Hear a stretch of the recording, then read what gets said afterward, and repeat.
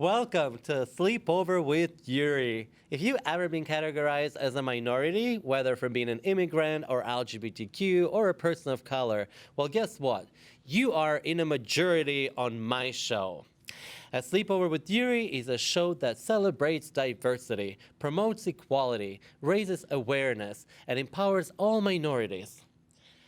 I will owe my mother for the rest of my life for giving a birth to me, for carrying me inside of her, for sleepless nights beside me for years, for giving me her youth, her best years, just so that I was born, just so that I'm alive. I think we take women for granted. According to the American Psychological Association, as many as 1 in 7 women suffer from postpartum depression. It's common for them to feel hopelessly sad. The symptoms of PPD are similar to the symptoms of a depressive episode, feeling sad most of the day for more days than not.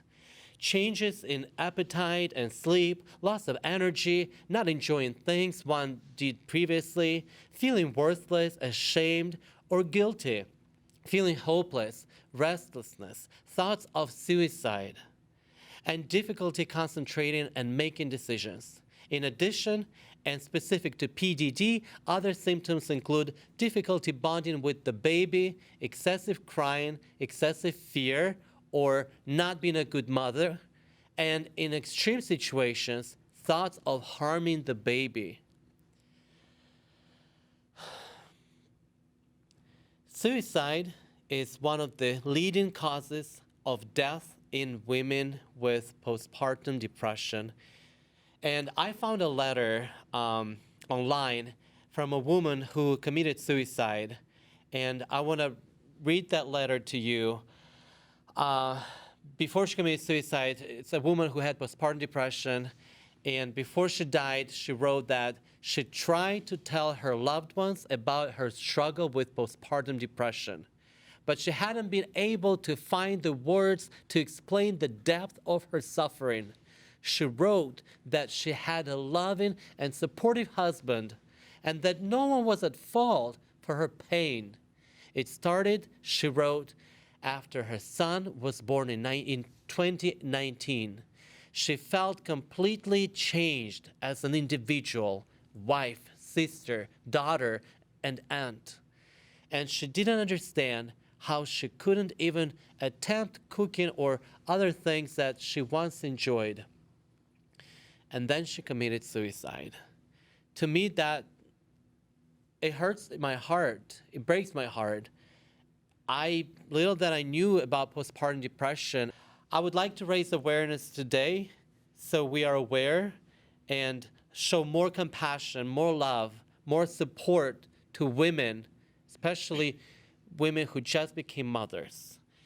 And with that, I have a very dear friend of mine, my next guest, who suffered herself with postpartum depression.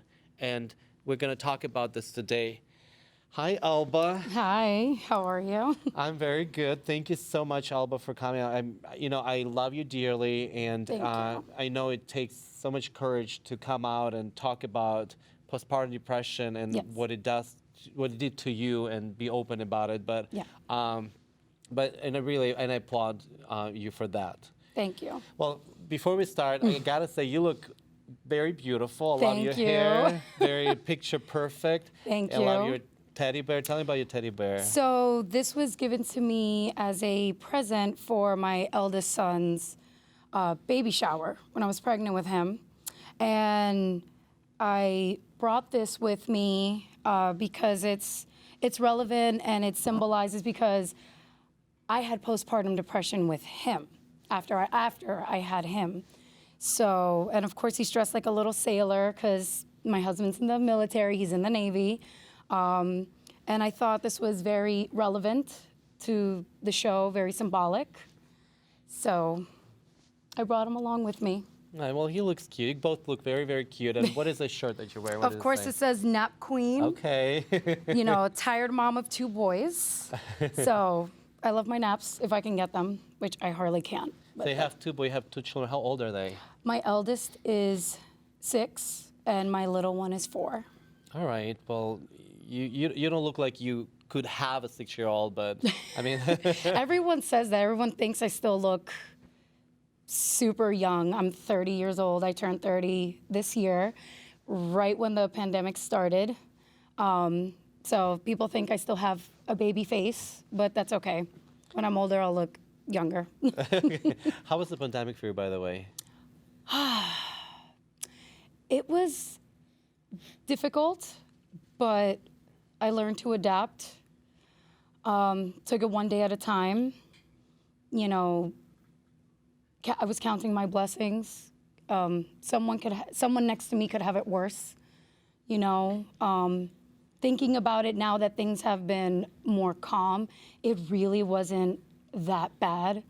You know, I kept busy. Someone like me has to keep very busy, especially with the children, keep them busy, keep them entertained.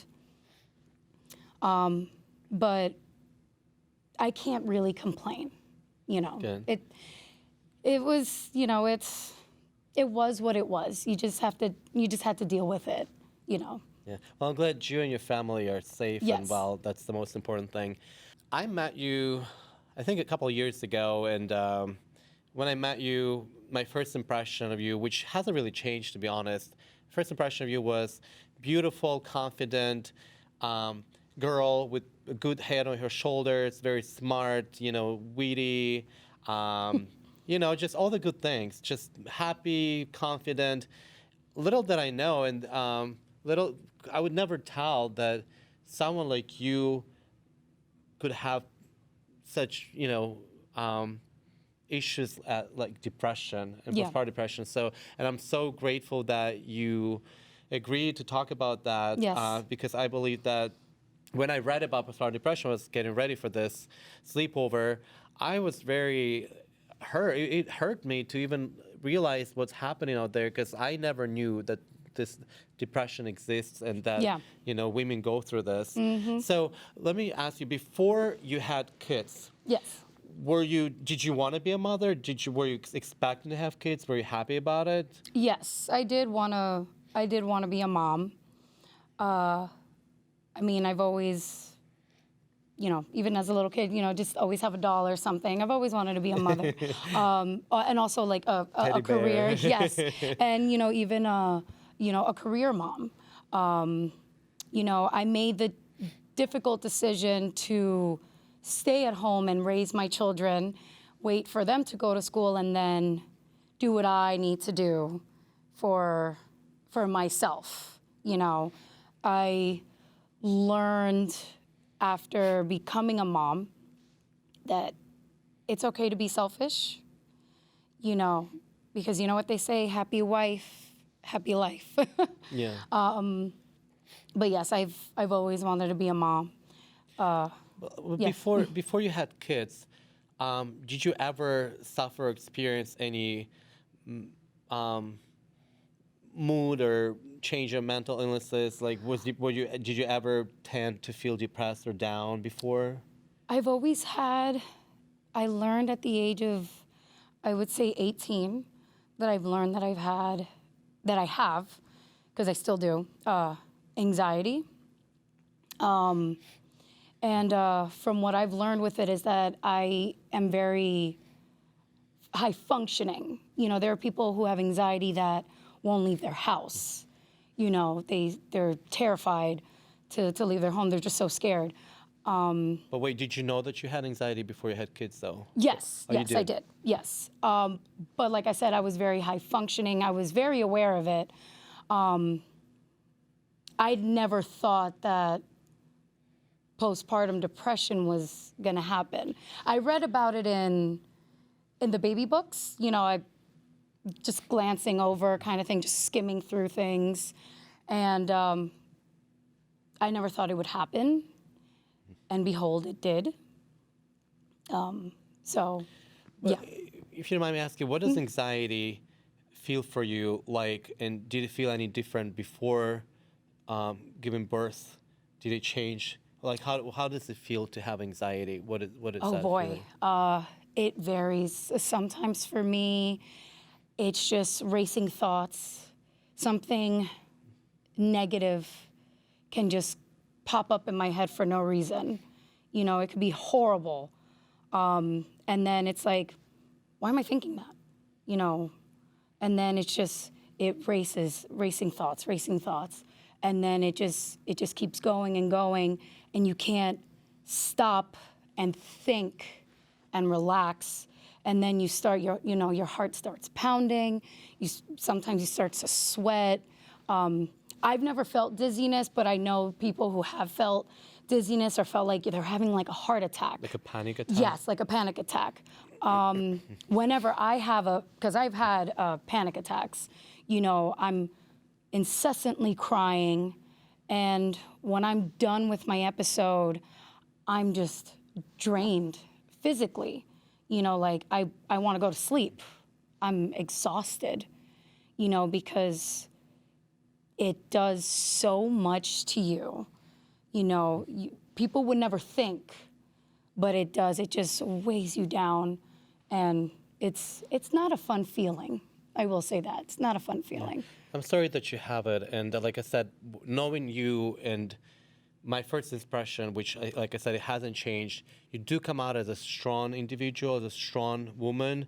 You have the aura and energy about you that you go get it kind of energy. So it's really hard for me to, picture that Yeah. you might go through this. Women who already have anxiety or mental illnesses should be prepared that there is a high chance of having Yes. postpartum depression. Yes. But being that we're so ashamed and we don't talk about our mental illnesses, we don't admit that we have anxiety. Yeah. So we're not prepared, and people around us are not prepared to give us that support and love and that we need. Yes. So that's a good point. So now let me ask you this. So you said the first child was the child after who you got the depression. Yes. What's the name of the child? His name is Cameron. Cameron. Yes. So can you tell me more about, so when did the symptoms of postpartum depression start? I would say about 2 weeks after I had him. Now, I thought that maybe it was because there is something called the baby blues, where you're very emotional, but it's not postpartum depression. Baby blues is just like, like just sadness. You're just tired, you're sad, and that's very common as well. But I would have to say, if I'm gonna pinpoint, I would say 2 weeks after, I felt, yes, I was exhausted, very hormonal, very emotional. So 2 weeks after the birth, you started feeling lower of yourself. Yes. Less of yourself. Yes. You're not good enough, dark thinking, negative. You won't be able to take care of the child. Yeah. Did you talk about that when you started feeling that way? Did you think that it's just silly that you're thinking? Did you address that to your husband, mother, that you felt that way? I addressed it to my mother, and she's like, no, you can't think that way. That's horrible. Don't think that way. It's not good. My husband is, babe, you just had a baby. You're tired. Get some rest. What a good husband would say. And for a little bit of for a short amount of time, I believed him. It's like, maybe that's what it is. Maybe I am just tired. Maybe I should just, maybe it's not what I think it is. Not dark thinking, not negative thinking. But yes, they were trying to be very supportive. So, but again, that's not what happened. So, again, from what I understand, so 2 weeks after giving a birth to your baby, you started to feel depressed, and as a symptom was negative thinking. So I'm assuming it escalated. So where did that negative thinking take you next? After many months. So you just had negative thinking for many months. Many it didn't months. change. It was just Yeah, feeling that it you're just not good enough. manifested. Yeah. You won't be a good mother. You don't know what to do with this baby. Yep. I don't know why this happened. Yes. Okay, so how many months we're talking about I here? would say my son was about 5 months old. So for 5 months, Yep. you felt less. You felt not good enough, worthless, Yep. and negative about yourself. For 5 months, was it a constant all day? Was it just a state of mind? That's just how you felt, period? That's Or- just how I felt, period. I mean, I'm not saying all day, every day, every second of the day, I was unhappy. But when I am alone with my own thoughts, because you are your own worst enemy. And like I said, those thoughts enter your mind. Like I said, that's when it progresses and manifests into something bigger. 5 months, I woke up one morning and just had a thought of ending my life. My husband was in bed next to me, getting ready for work, and I have Cameron sleeping with me. We co-slept.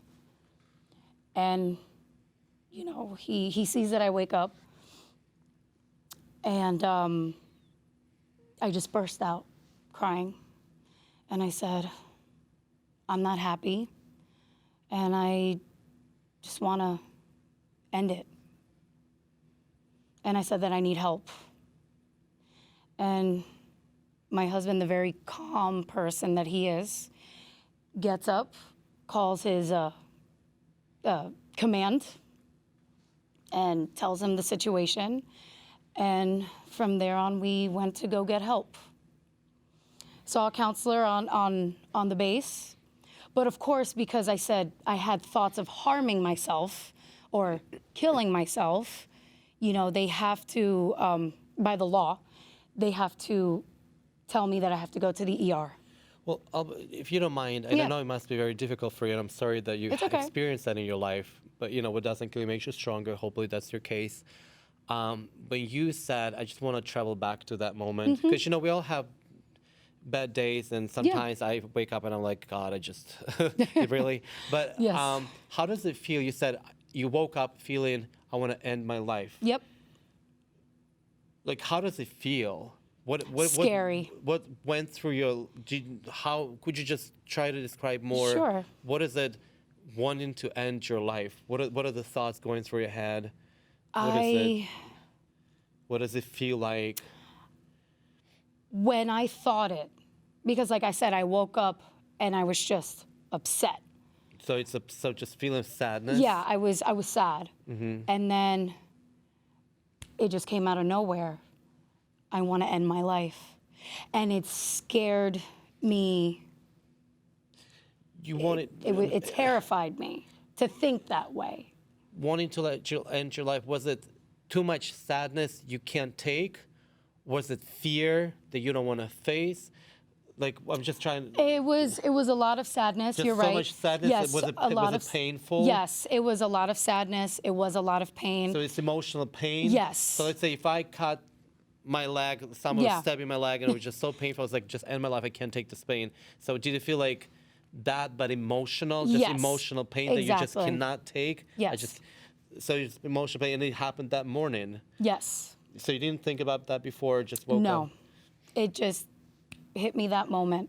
Emotional pain. Yes, very emotional pain. That you couldn't control. No. And, but like I everything said, else was fine. The husband was still loving, mother was still loving. Nobody was giving you a hard time. My mother doesn't know, actually. So everything in life was going well for you, though. Yes, yes. So it's just literally okay. Yes, it's just, from what I've learned is that when you're pregnant, your hormones skyrocket. And then once you have a child, it just goes downhill from there. So fast. So you're completely hormonally imbalanced. That's pretty much what it is. The science behind it. But does it happen with every woman? No, it's very Okay. common, Okay.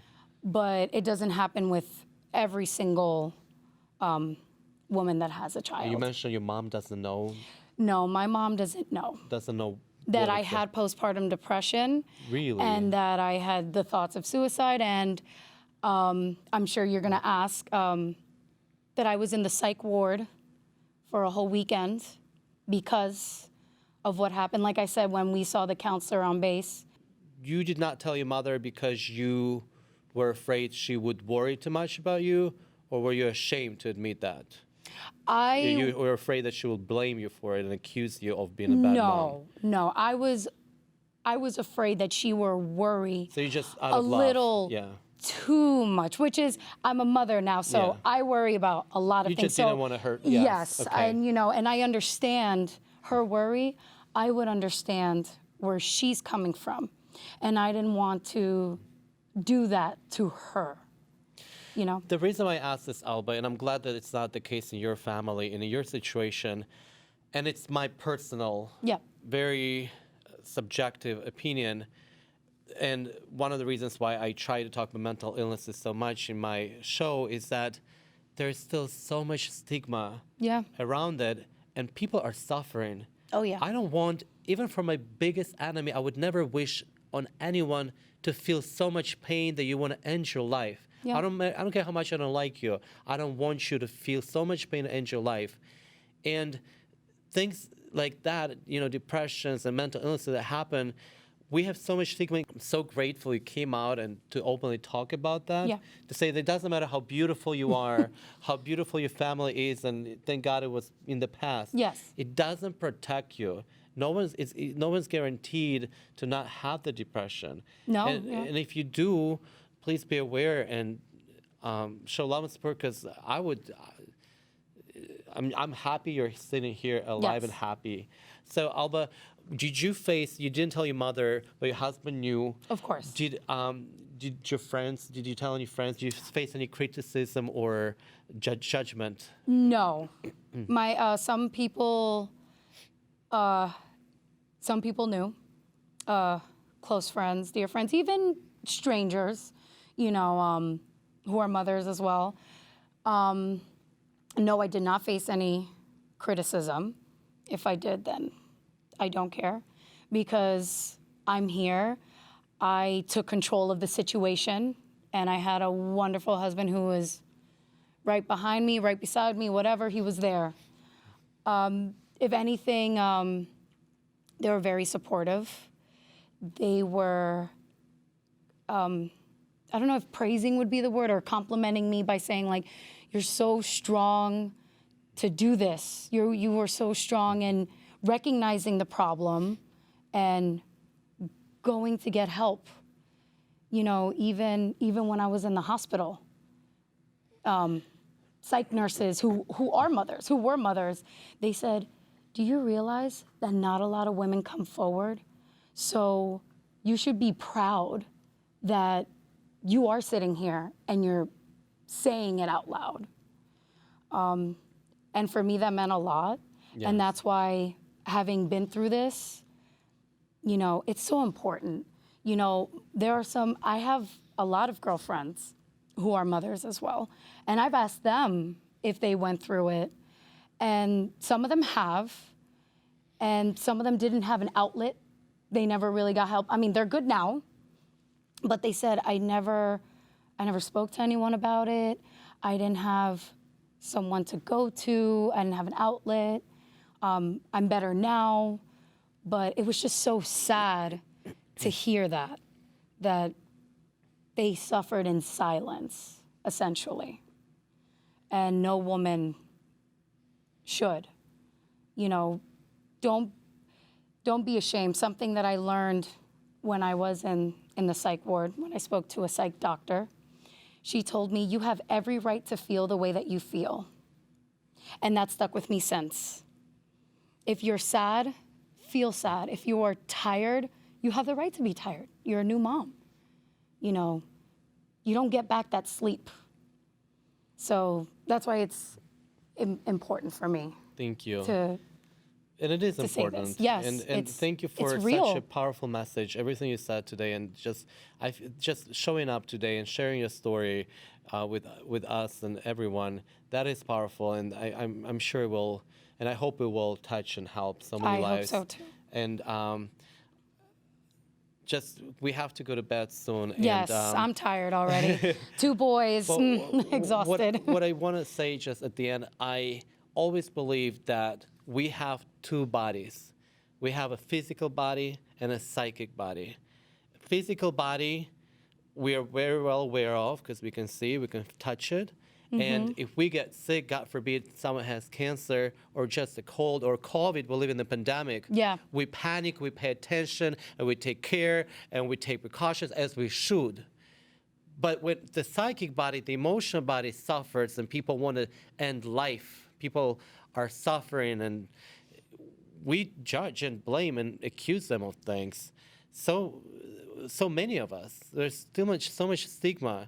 And I really hope that we will change that and show more compassion, more love, more support by raising awareness and educating ourselves and our society that mental illnesses are as real illnesses as physical illnesses.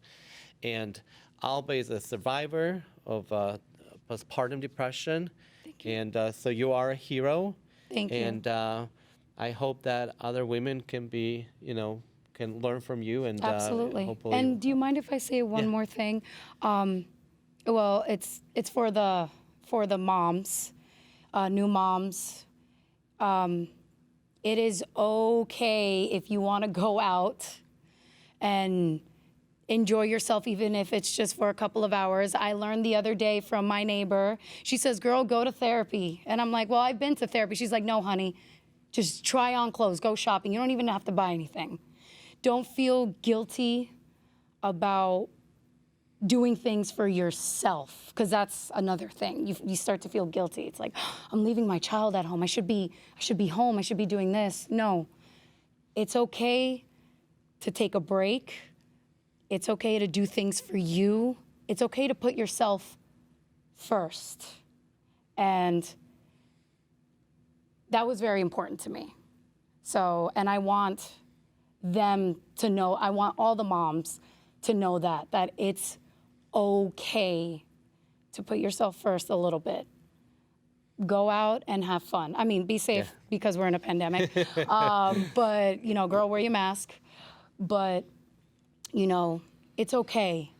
And it will be okay. Yeah.